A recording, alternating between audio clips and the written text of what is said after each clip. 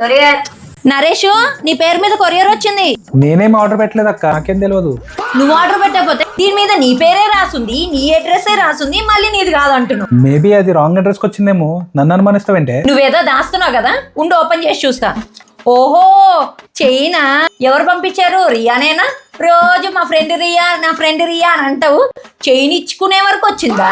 అదేమో నీకు చెత్త రీల్స్ పంపిస్తుంటది, నువ్వేమో అని నవ్వుతూ ఉంటావు. ఇంత ఎక్స్పెన్సివ్ గిఫ్ట్ పంపించిందంటే మీ ఇద్దరి మధ్యలో ఏదో ఉంది. ఉండు, అర్జెంట్ గా ఈ విషయం అమ్మకి చెప్తాను. అమ్మా, మా అమ్మ నేను నీ పేరు మీద ఆర్డర్ పెట్టిన వచ్చిందా? నువ్వు ఆర్డర్ పెట్టింది ముందే చెప్పాలి కదరా. అమ్మేమో అమ్మమ్మ చెప్తా అంటే. నువ్వు ఆర్డర్ పెట్టింది. సరే, ఇద్దరు కూర్చొని టీవీ చూస్తుండండి, నేను స్నాక్స్ తీసుకొని వస్తాను. ఇదిగో పట్టు. థ్యాంక్స్ రా బాబు, టైంకి వచ్చావు. ఇది నీ దగ్గర నుంచి తర్వాత తీసుకుంటా. అయినా నీకెలా తెలిసింది? అదా ఓ, చైనా. ఇదెవరు పంపించారు? ఆ రియానేనా? మీకు పకోడీ కావాలా, ఆలు బజ్జీ కావాలా అని అడుగుదామని వచ్చి అవి ఏం అక్కర్లేదు, మీకు వాతలు పెడితే సరిపోద్ది.